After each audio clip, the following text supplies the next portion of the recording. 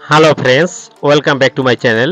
বরাবরের মতন ইসলামীয় ভাইদেরকে জানাচ্ছি আসসালামু আলাইকুম ও হিন্দু ভাইদেরকে নমস্কার। তো পৃথিবীর যেখান থেকে ভিডিওটি দেখছেন সবাইকে জানাচ্ছি আন্তরিক অভিনন্দন ও শুভেচ্ছা। ফ্রেন্ডস, আজকে আমি আলোচনা করব যে আপনারা থাম্বনেলেই দেখতে পাচ্ছেন যে প্রতি শনিবারে করুন এই কাজ, থাকবে না অর্থকষ্ট এবং সংসার হবে সুখময়।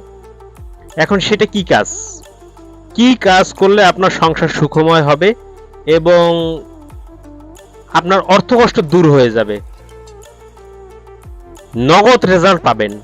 তো সেই নিয়ে আপনাদের সামনে আজকে আলোচনা করব। কারণ এক ভাই ফোন করে বলছে আমি খুব দুঃখ কষ্টে আছি, যদি পারেন সেরকম একটা ভিডিও দিয়েন। আরো অনেকে কমেন্ট করে অনেক ধরনের ভিডিও চেয়েছেন, সেই ভিডিওগুলো আমি প্রস্তুত করতেছি, আমি আপনাদের মাঝে দিব। তো কি কাজ করলে আপনার সংসার সুখময় হবে এবং আর্থিক কষ্ট দূর হয়ে যাবে, যাদের অন্ন জুড়ছে না তাদের, সেই সমস্যাগুলো নিয়ে আজকে আমি আপনাদের সামনে আলোচনা করব। তো চলুন কথা না বাড়িয়ে মূল ভিডিওতে প্রবেশ করি।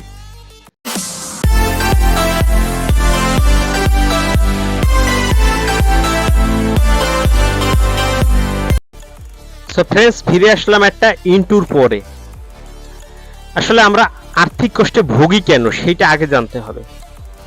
কেন ভুগি? কারণ আমাদের সংসারে অনৈতিক কার্যকলাপের কারণে।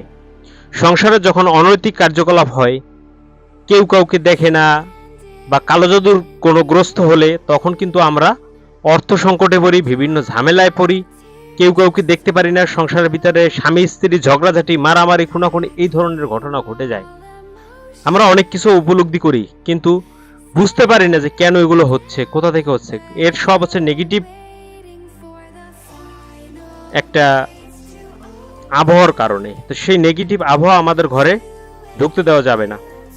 কারণ এখন বর্তমানে এমন একটা যুগ হয়ে গেছে, দাড়ি আছে, নামাজ কালাম নাই, মাথায় টুপি দিয়ে হাঁটে। এমনও হিন্দু ভাইরা আছে গলায় মালা আছে, সেই রকমের বসন পরে হাঁটে, কিন্তু ত্রিসন্ধ্যা নাই, গায়ত্রী মন্ত্র জানে না। মানে তার উপরে বিশ্বাস হারিয়ে ফেলেছে। একমাত্র তিনিই পারেন আপনার সমস্যার সংকট মোচন করতে। তো সেই আলোকেই আমি আপনাদেরকে বলছি কি কাজ করতে হবে শনিবারে, সেটা আমি আপনাদেরকে আজকে বলে দেব। তার আগে আপনাদেরকে বলে দেওয়ার আগে একটা কথা বলি।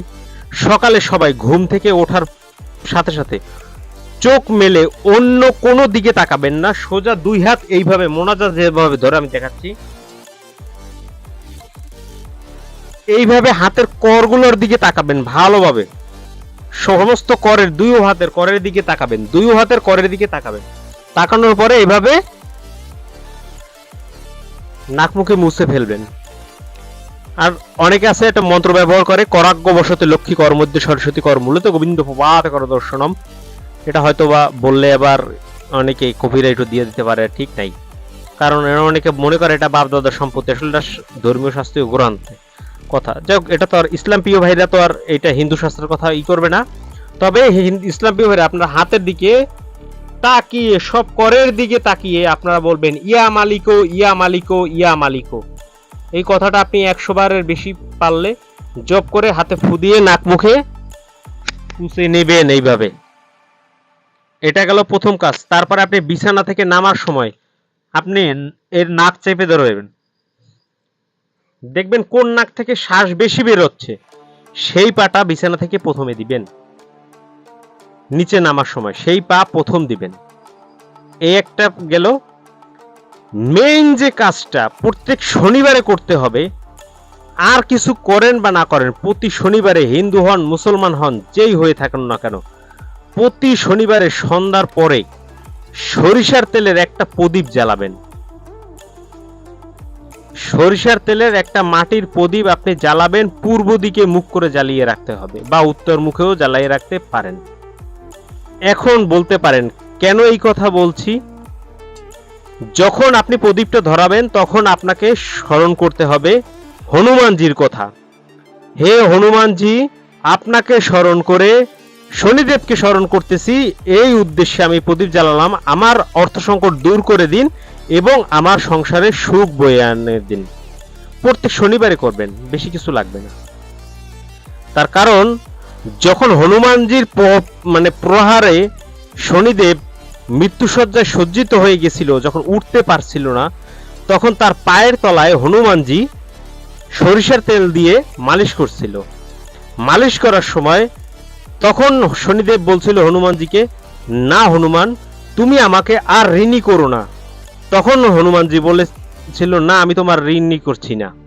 কিন্তু তখন শনিদেব বলছে, ঠিক আছে, তোমার নাম স্মরণ করে যে আমাকে উদ্দেশ্য করে এই সরিষার তেলের প্রদীপ জ্বালিয়ে দেবে তার দুঃখ আমি মোচন করে দেব, তার দুঃখ রাখবে না। এটা যারা শনি সাড়ে সাথীতে পড়ছেন তাদেরও দুঃখ কষ্ট দূর হয়ে যাবে। শনিদেব তাকে অর্থ কষ্ট থেকে মুক্তি দিবে। এর জন্য প্রতি শনিবারে আপনি অবশ্যই সরিষার তেলের একটা প্রদীপ জ্বালাতে পারেন। এটা জ্বালালে আপনার জীবন সুখময় আনন্দময় হয়ে উঠবে।